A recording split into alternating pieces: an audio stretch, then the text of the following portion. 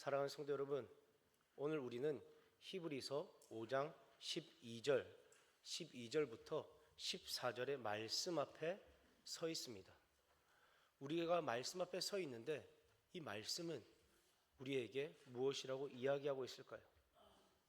오늘 이 본문은 믿음의 길을 가는 성도들 향해 끝까지 가라, 뒤로 물러서지 말고 끝까지 가라, 성숙으로 나아가라고 권면하고 있는 말씀입니다.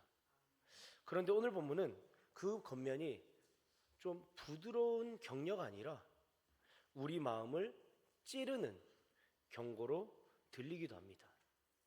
왜냐하면 오늘 히브리서 저자가 성도들에게 아주 솔직하고도 단호하게 말하고 있기 때문입니다. 때가 오래되었으므로 너희가 마땅히 선생이 되었을 터인데, 이 말은 쉽게 말하면 이런 뜻입니다.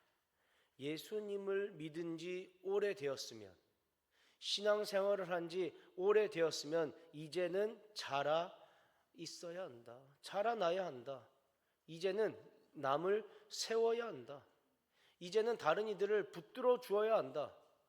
그런데 아직도 너희는 그 자리다.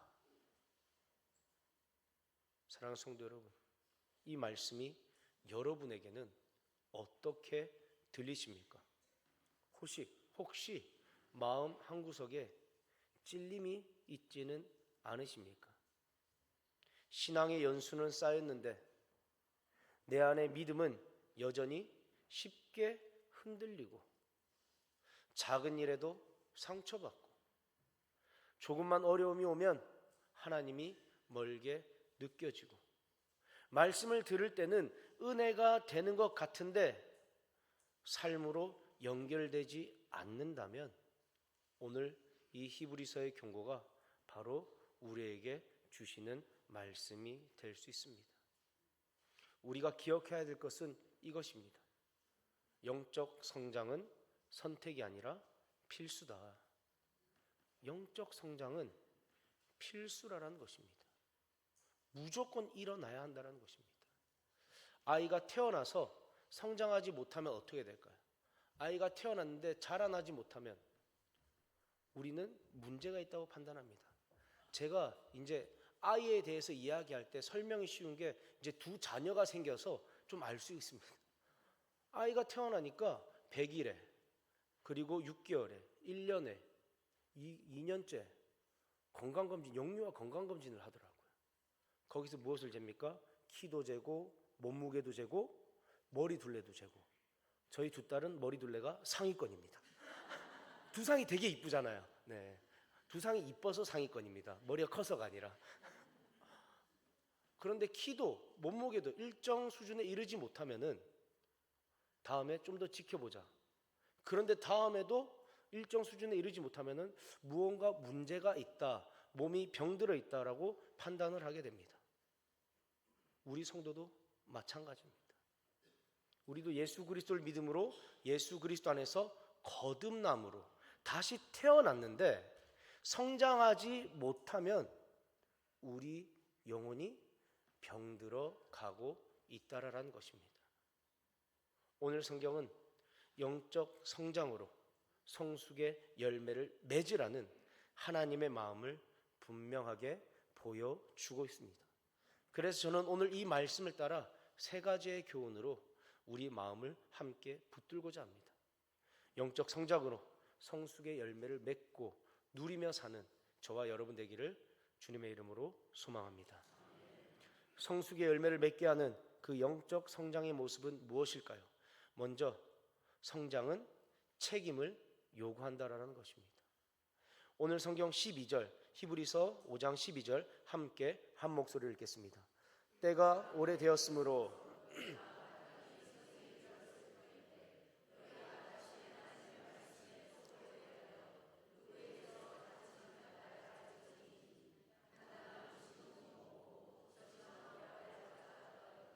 아멘.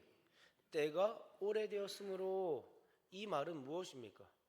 때가 오래되었으므로 시간이 흘렀다란 뜻입니다. 신앙생활을 한 시간이 꽤 지났다라는 것입니다. 그런데 그 다음에 나온 말이 중요합니다. 신앙생활하는 시간이 오래되었는데, 때가 오래되었는데 너희가 마땅히 선생이 되었을 터인데. 마땅이란 말은 무엇입니까? 너희가 선생이 되어줬으면 좋겠어 권유입니까? 아닙니다. 당연히 따라와야 할 결과입니다.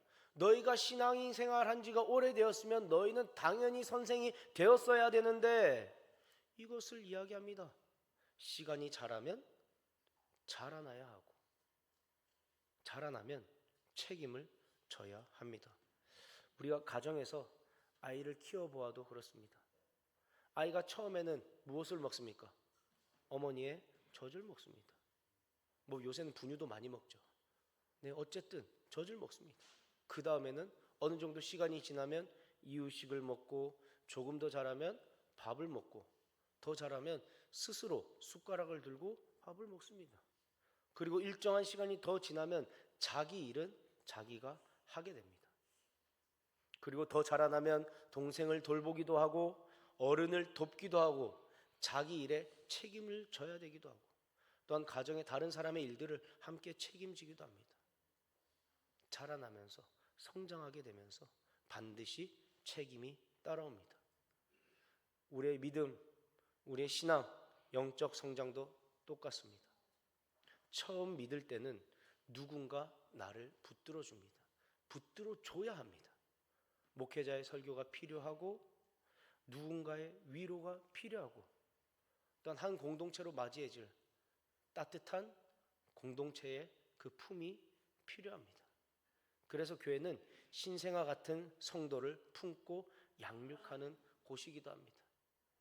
그런데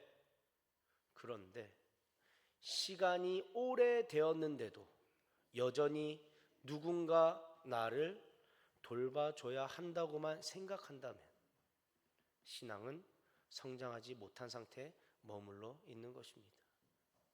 마땅히 선생이 되었을 터인데, 이것은 단지 성경 지식을 많이 쌓아서 선생, 가르치라, 그런 말이 아닙니다. 선생이란 말에는 누군가를 세울 수 있는 사람, 세우는 사람, 스승의 의미가 담겨져 있습니다. 경험한 은혜를, 자신이 경험한 그 하나님의 은혜를 나눌 수 있는 사람, 고난 속에서도 하나님을 붙들어 본 사람, 넘어졌다가 다시 일어난 사람, 그래서 누군가 흔들릴 때 나도 그랬다, 나도 마찬가지였다. 그런데 주님께서 나의 손을 붙들어 주셨다. 나의 마음을 붙잡아 주셨다. 어려운 가운데 나의 기도를 들으시고 살아계신 하나님께서 도와주셨다. 말해줄 수 있는 사람, 그런 사람이 바로 신앙의 선생입니다. 자, 그렇다면 여기서 우리는 자신에게 한번 질문을 해보았으면 좋겠습니다. 나는 신앙생활을 하면서 누군가를 살려본 적이 있습니까? 아니, 살리는 걸 넘어서 좀 더 쉽게, 누군가를 세워본 적이 있습니까? 누군가 당신 때문에 내가 신앙을 다시 붙잡았습니다, 이런 고백을, 이런 말을 들어본 적이 있으십니까? 주위에 많죠. 구역 식구들도 있고, 많은 집사님, 권사님들 있고, 또 다음 세대 아이들도 있고, 가족도 있습니다. 그 수많은 사람들 중에서 여러분들에게 내가 당신 덕분에, 당신 때문에 신앙을 붙잡을 수 있었습니다, 이런 말을 들어본 적이 있으십니까? 만약 그렇지 않다면 어쩌면 우리는 아직도 받는 자리에만 머물러 있는지도 모릅니다. 성장은 책임을 요구합니다. 그런데 이 책임은 부담이 아닙니다. 책임이란 말을 들으면 우린 부담으로 다가올 수 있습니다. 그런데 성장하게 되면은 책임이란 열매가 자연스럽게 따라오게 되는 것입니다. 성숙해진 성도는 자신의 신앙을 개인의 평안으로만 가두지 않습니다. 교회가 어려울 때 함께 물질과 시간으로 헌신하며 짐을 지게 되는 것입니다. 새 가족이 들어오면 손을 내밀고 함께 하는 것입니다. 연약한 이가 있으면 함께 울게 되는 것입니다. 믿음이 약한 이에게 이런 길을 가야 된다라고 안내해 주는 것입니다. 이것이 바로 성장의 증거이자 성숙의 첫 열매입니다. 사랑하는 성도 여러분, 이 성숙의 첫 열매, 책임지는 신앙이 여러분들의 신앙이 되기를 주님의 이름으로 소원합니다. 성숙의 열매를 맺게 하는 영적 성장의 모습은 무엇일까요? 둘째로, 성장은 말씀의 깊이를 더하게 합니다. 12절, 오늘 성경 12절을 함께 읽겠습니다. 때가 오래되었으므로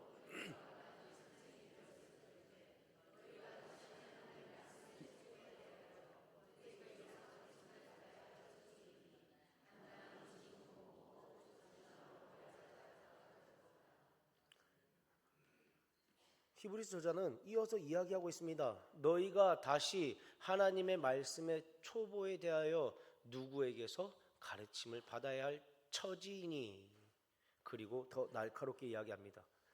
단단한 음식을 못 먹고 젖이나 먹어야 할 자가 되었도다. 젖이나 먹고 단단한 음식을 못 먹는 사람, 이렇게 이야기합니다. 사랑하는 성도 여러분, 지금 오늘 이 12절의 이 말씀은 정말 안타까운 표현입니다. 처지가 되었다란 말은 무엇입니까? 내가 하고 싶어서 그렇게 된 것인가요? 아니죠. 수동입니다. 그렇게 되어 버렸다라는 것입니다. 내가 원해서 그렇게 된 것이 아니라 그냥 어쩔 수 없이 그렇게 되었다라는 겁니다. 다시 말해서 영적 성장으로 성숙을 향해 나아갈 기회가 있었는데도 그 기회를 놓쳐 초보로 돌아가 버린 상태를 이야기하는 것입니다. 이 말은 무엇입니까? 신앙이 앞으로 나아가지 않으면 어떻게 될까요? 우리의 신앙이, 우리의 믿음이 앞으로 나아가지 않으면 그냥 이 자리에 머물러 있을까요? 이 자리에 머물러 있을까요? 아니요. 중립에 머물러 있는 것이 아니라 뒤로 밀려날 수 있다라는 뜻입니다. 하나님의 선하신 뜻을 쫓아서 그렇게 살기로 하고 그렇게 살아가고자 했는데 그렇게 안 될 수는 있죠. 하지만 그 하나님의 뜻대로 살아가고자 하는 이 마음, 그렇게 살고자 했던 그 모습들, 그 앞으로 나아가는 모습이 사라지면 어떻게 될까요? 하나님을 선택하지 않은 다른 길을 선택하는 것입니다. 우리에겐 두 가지 길밖에 없습니다. 하나님을 선택할래, 하나님이 아닌 것을 선택할래. 그래서 우리는 성장하지 않으면 어떻게 된다? 뒤로 후퇴하게 되는 것입니다. 이 말을 지금 오늘 성경은 하고 있는 것입니다. 오늘 히브리서는 젖 먹는 아이, 그리고 단단한 음식을 먹는 그 자라난 사람을 차이를 우리 신앙, 믿음과 비유해서 설명하고 있습니다. 오늘 성경에서 이야기하는 젖, 이 젖은 우리 신앙에서 무엇일까요? 무엇을 이야기할까요? 바로 믿음의 기초를 이야기하는 것입니다. 복음의 시작, 구원의 기쁨, 하나님께서 나를 사랑하신다란 그 확신, 회개의 용서, 은혜, 이런 것들입니다. 그 젖 너무나 귀합니다. 젖이 없으면 신생아는 어떻게 될까요? 아이들은 어떻게 될까요? 그렇죠. 그냥 죽습니다. 죽는 거예요. 정말 안타까운 일이 저희 가정 가운데 있었는데, 제가 작년 2월 첫째 주 2월 1일 날 부임을 했습니다. 그런데 그 앞서 한 달 전쯤에, 한 달 전쯤에 저희 둘째 아이가 이제 상계 백병현 중환자실에 이제 입원한 일이 있었습니다. 왜 입원했을까요? RSV라는 바이러스 때문에 입원하게 됩니다. 아니, RSV가 낯설었는데, 근데 그 RSV를 예방하기 위해서는 예방접종이 한계가 있더라고요. 유효기간도 길지 않아요. 6개월 정도 가고 끝이래요. 근데 그 주사 한 방에 얼마였을까요? 50만 원입니다. 맞추기가 좀 그런 거예요. 그걸 다들 안 맞추고, 다른 애들도 필수 접종이 아니니까 그냥 넘어갔는데 우리 예음이가 RSV에 걸려버렸습니다. 그 중에서도 가장 강한 트리플이에요. 할 수 있는 게 없어요. 산소호흡기 치료, 그리고 감염되지 않도록 거의 고열 잡는 이런 거밖에 없습니다. 인큐베이터에 있었습니다. 그리고 치료제가 있을까요, 없을까요? 의사 선생님 말 치료제는 현재 없습니다. 개발 중입니다. 할 수 있는 게 없었습니다. 그런데 도움이 되는 건 있습니다. 그나마 도움을 줄 수 있는 게 있습니다. 바로 어머니의 모유입니다. 딱 그렇게 얘기하시더라고요. 그나마 더 도움이 됩니다. 모유를 먹이는 수밖에 없습니다. 그래서 저는 어떻게 했을까요? 새벽 기도 끝나고 저희 사모가 열심히 유축기로 모아놓은 그 모유를 새벽 기도 끝나고 배달하고, 그리고 점심시간에 또 모유를 배달하고, 퇴근하고 또 얼린 모유를 병원에 배달하고, 그리고 그 모유를 먹고 우리 예음이는 지금 잘 자라서 열심히 뛰어다니고 있습니다. 신생아에게 젖은 필수입니다. 젖이 없으면 죽습니다. 우리 신앙의 시작에도 젖, 이것이 꼭 필요합니다. 그런데 문제는 신앙이 오래되었는데도 여전히 젖만 찾는 상태라는 겁니다. 아이가 자라났는데도 계속 젖만 먹으면 어떻게 될까요?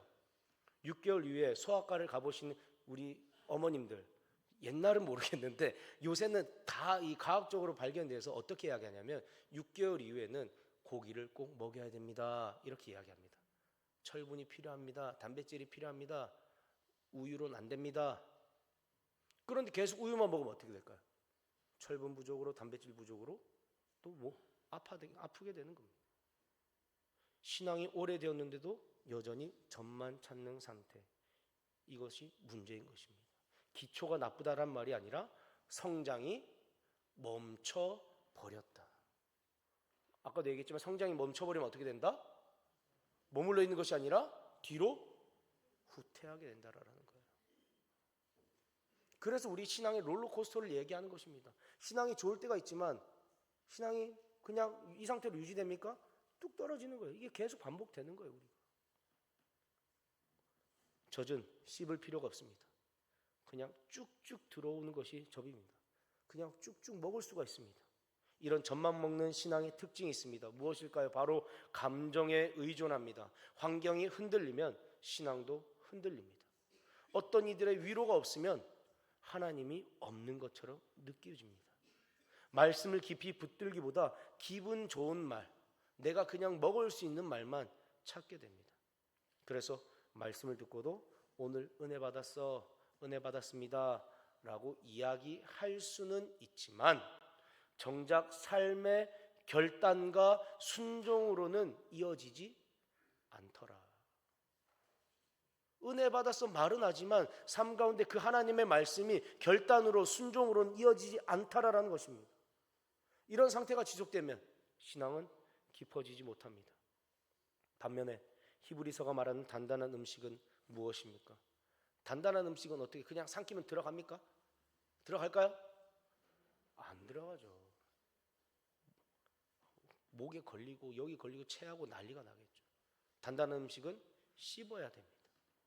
그걸 소화시키려면 시간도 필요합니다. 소화도 해야 됩니다. 말씀이 단단한 음식이 된다는 것은 말씀을 단지 듣고 지나가는 것이 아니라 깊이 묵상하고 내 삶 속에 적용하고, 때로는 고난 속에서도 이 말씀이 진짜인지 한번 붙들어 보기도 하고, 그 말씀을 순종을 통하여서 내 몸과 마음에 새겨지는 것을 이야기합니다. 그래서 단단한 음식의 신앙은 말씀을 아는 것에서 말씀으로 사는 것으로 나아가게 되는 것입니다. 아는 것에서 사는 것으로 바뀌어지는 것입니다. 사랑하는 성도 여러분, 우리의 영적 성장은 말씀의 깊이를 더하게 됩니다. 말씀의 깊이가 더해지면 어떤 일이 일어납니까? 상황을 보는 눈이 달라집니다. 전에는 사건만 봤다면, 일어나는 그 일들만 봤다면, 이제는 말씀이 깊어지면 그 사건 위에 계신 그 하나님, 그 사건 위에 계셔서 온 우주 만물을 다스리고 계시는 그 사건의 주인이신 하나님을 보게 되는 것입니다. 그래서 전에는 고난이 오면 왜 나에게 이런 일이 물었다면, 이제는 하나님 이 가운데서 나를 어떻게 훈련시키고 어떻게 이끌어 가실 것입니까? 묻게 되는 것입니다. 전에는 이 문제를 주님 해결해 주세요 라고 기도했다면, 이제는 내 마음이 하나님께서 다뤄주십시오 기도하게 되는 거예요. 문제 해결을 위한 기도 중요합니다. 사소한 것도 우리는 기도해야 됩니다. 하지만 그와 더불어서 한 가지가, 한 문장이 추가되는 겁니다. 하나님 도와주시옵소서, 해결해 주세요. 하지만 그리 아니하실지라도 하나님은 살아계십니다. 그리 아니하실지라도 하나님은 선하신 하나님이시라서 나의 삶을 가장 선한 길로, 가장 좋은 길로 인도하실 줄을 믿습니다. 그 한 문장이 더해지게 되는 것입니다. 말씀의 깊이가 없으면 우리의 신앙은 그냥 수박 겉핥기식으로만 머무는 것입니다. 우리 신앙은 기분이 아니라 뿌리입니다. 바람이 불면 흔들리는 그 나무는 뿌리가 약한 나무입니다. 뿌리가 깊은 나무는 바람이 불어도 쓰러지지 않습니다. 우리도 마찬가지입니다. 말씀의 뿌리가 깊어질수록 우리는 흔들리지 않습니다. 말씀의 뿌리가 깊어지면 나무가 잘 자라겠죠. 이것이 바로 성장입니다. 이 시간 우리에게, 여러분 자신에게 물어보셨으면 좋겠습니다. 나는 지금 무엇을 먹고 있는가? 여전히 전만 찾고 있지는 않는가? 기도해 주세요란 말만 반복하면서 위로받기를 바라고, 나를 다른 이들이 알아주기만을 바라고 정작 하나님의 말씀 앞에 나를 세우지는 않는, 내 삶을 하나님 앞에 세우지 않는 그런 신앙은 아니십니까? 하나님은 우리를, 저와 여러분들을 젖에서 단단한 음식으로 옮기기를 원하십니다. 이것이 성장이고 성숙으로 가는 그 길입니다. 단단한 음식을 먹음으로 성장하고 성숙해지는 저와 여러분들의 삶이 되길 주의 이름으로 소원합니다. 마지막으로 성숙의 열매를 맺게 하는 영적 성장의 모습은 무엇입니까? 성장은 분별력을 낳습니다. 이제 히브리서 그 14절, 우리 오늘 읽었던 5장 14절은 성숙한 신앙의 열매를 아주 분명하게 보여주고 있습니다. 14절 함께 한 목소리를 읽겠습니다.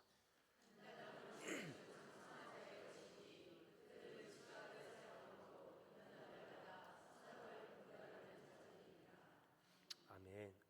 자, 사랑하는 성도 여러분, 성숙의 핵심 열매는 무엇일까요? 무엇일까요? 여러분이 알 수 있게 제가 질문하는 거겠죠? 방금 읽은 성경 구절에 답이 있지 않을까요? 무엇일까요? 네, 바로 맞습니다. 답이 들렸어요. 바로 분별력입니다. 분별력. 성숙의 핵심 열매는 분별입니다. 성장한 성도는 단지 많이 아는 사람이 아닙니다. 성장한 성도는 무엇이 하나님의 뜻인지, 무엇이 유혹인지, 무엇이 악한 길인지, 무엇이 참된 길인지 분별할 수 있는 사람입니다. 자, 사진 한번 띄워주세요. 자, 이 사진을 보고 웃음이 나오지 않거나 저 사진을 왜 띄웠지 하시는 분들은 운전대를 잡으시면 안 됩니다. 자, 이 사진을 이해하신 분들은 운전대를 잡으셔도 돼요. 이 문제가 있습니까 없습니까? 있죠. 저분이 좌회전을 하려고 하는 것 같은데 차선이 어디로 돼 있다 지금? 넘어가 있습니다. 지금 코란도가 그래서 알려주는 거예요.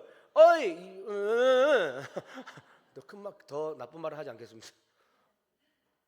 근데 뒤에 뭐라고 붙여져 있죠? 초보. 초보는 운전할 때 차선이 잘 보여요, 안 보여요? 안 보입니다. 방청객들 앉아 있으시잖아요. 운전할 때 차선이 잘 보이지 않습니다. 제가 아버지한테 운전을 배울 때도, 제 아버지가 어머니를 가르칠 때도, 다른 분들이 운전을 가르칠 때도 항상 이제 뭐라고 가르칩니까? 멀리 봐라, 멀리 보고 운전하라, 그렇게 이야기하잖아요. 근데 처음에 운전할 때 멀리 보면 차선이 맞춰지든가요? 보이든가요? 안 보이잖아요. 그래서 어떻게 합니까? 땅바닥 차선을 보면서 이렇게 운전해서 갑니다. 초보들은 차선도 잘 보이지 않고 표지판도 잘 보이지 않더라. 분별이 쉽지 않더라. 성장하지 않았을 때는 분별이 되지 않습니다. 하지만 성장하게 된다면 어떻게 된다? 운전을 오래 하신 분들이 이런 실수를 하게 될까요? 안 할까요? 안 하게 되는 거죠. 오늘 성경은 이야기합니다. 지각을 사용함으로 연단을 받아. 여기서 연단이란 말은 한 번의 경험으로 끝나는 것이 아닙니다. 반복 훈련을 이야기하는 것입니다. 계속해서 반복하는 것입니다. 계속해서 말씀 앞에 서고 계속해서 그 말씀의 순종을 선택하고 계속해서 그 실패를, 나의 신앙의 실패를 회개로 돌이키고 계속해서 하나님을 붙드는 과정입니다. 하나님께서 들은 말씀 가지고 내가 이제는 말씀대로 살겠습니다. 그렇게 말씀대로 살아보고, 그런데 그 말씀대로 살지 못하는 나의 모습을 보면서, 나의 연약한 모습을 보면서, 나의 악한 심령과 생각을 보면서 또 하나님 앞에 돌이키고 회개하고 또 하나님을 붙잡고, 이 반복 속에서 영적인 감각이 살아나는 것입니다. 그래서 그 결과 어떻게 됩니까? 선과 악을 분별하는 능력이 나타나게 되는 것입니다. 지금 우리는 분별이 너무 어려운 시대를 살아갑니다. 왜 그렇습니까? 지금은 진리가, 기준이 사라진 시대입니다. 당신의 생각도 옳고 내 생각도 옳다, 다 맞다. 기준이 사라졌습니다. 그래서 이것이 죄야라고 분명하게 세상에 이야기할 수 없습니다. 죄가 죄처럼 보이지 않게 포장됩니다. 타협하는 것이 지혜처럼 보이고 뭔가 똑똑하게 보입니다. 스마트해 보입니다. 방종이 자유처럼 보이고 욕망이 권리처럼 보이고 자기 중심이 당연함처럼 보입니다. 그래서 어떻게 됩니까? 분별이 없으면 성도도 이 세상 가운데 휩쓸려 가는 것입니다. 하나님 아버지 앞에 정결하고 흠이 없는 경건은 무엇입니까? 고아와 가부를 돌아보고 새 속에 물들지 않은 것이다. 이렇게 야고보서에서 말씀하고 있습니다. 고아와 가부를 돌아보고 새 속에 물들지 아니하는 것이다. 정결하고 흠이 없는 경건을 이렇게 이야기합니다. 그런데 우리는 어떻게 됩니까? 이 어두운 시대에 빛으로 새 속에 물들지 않고 이 어두움을 밝혀내는 것이 아니라 그 어두움 속에 우리가 같이 빛을 잃어버립니다.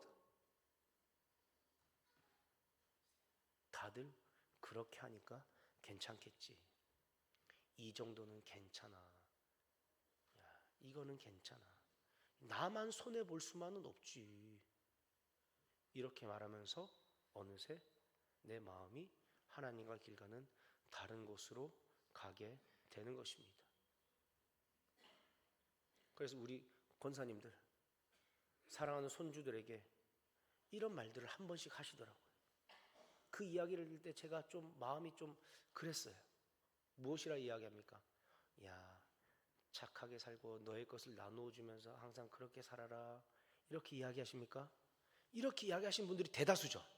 우리 양주세순교회 모든 할머니들은 그렇게 이야기할 줄 믿습니다. 그런데 어떤 분들이 이렇게 이야기하더라고요. 야, 너무 착하게 살면 이 세상에서 제대로 못 산다. 좀 욕심도 있고 좀 지껏 챙기고 못되게 살아야지. 얘가 순에 빠져가지고 되겠나? 혹시 이런 말을 내가 했다, 손드시 마시고 그냥 하나님 죄송합니다. 하나님께서 악하게 좀 독하게 너만을 위해서 살라 이렇게 이야기하지 않잖아요. 선하게 자기의 것을 나누며 살아가라 이렇게 이야기하시는데, 내 이웃을 내 몸과 같이 사랑하라고 이야기하시는데 하나님의 길이 아닌 다른 길로 우리 마음이 향하는 거예요. 새 속에 물들면서. 하지만 성숙한 성도는 다르게 삽니다. 사람의 기준이 아니라 말씀의 기준으로 판단합니다. 하나님 말씀이 기준이 되는 거예요. 유행이 아니라 진리를 따릅니다. 이 세상이 무엇을 이야기하고 어떻게 하든지 그것이 진리가 아니면 우리는 따르지 않고 진리라면 따르는 것입니다. 감정이 아니라 믿음으로 결정합니다. 이것이 무엇이다? 바로 분별력입니다. 이 분별력은 단단한 음식, 곧 말씀을 깊이 먹고 연단을 통과한 사람에게 주어지는 성숙의 열매입니다. 우리 청년들이 신앙이 엄청 성장하는, 뭔가 하나님을 너무나 사랑하는 변화가 일어나는 1년의 시즌이 2번 있습니다. 이 2번의 시즌이 무엇일까요? 수련회. 맞습니다. 지금 청년들은 뭘 부탁해도 다 들어줄 거예요. 지난주에 수련회가 끝나가지고 지금 은혜 충만한 때거든요. 하나님 나라를 위해 살아가겠습니다. 이때예요 지금. 제가 10년 전쯤에 울산에서 사역할 때였습니다. 그때 그 한 청년이, 청년 신앙생활이 좋은 게 아니었어요. 막 안 좋은 말도, 다른 사람들의 상처도 주고 막 그런 청년이었습니다. 그런데 그 친구가 수련회 때 은혜를 받아버렸어. 그리고 그 친구가 이제 직장을 구하고 있었는데 대학을 딱 졸업하면서 이제 면접을 가게 됩니다. 자, 여러분들은 뭐 아시는 분들도 있더라. 아까 맞추신 분이 있어 따로 얘기하셔서 거기 어디 맞죠? 맞습니다 했는데 이제 총알을 만드는 회사입니다. 이제 총알 핸들을 만드는 이제 군수업체죠.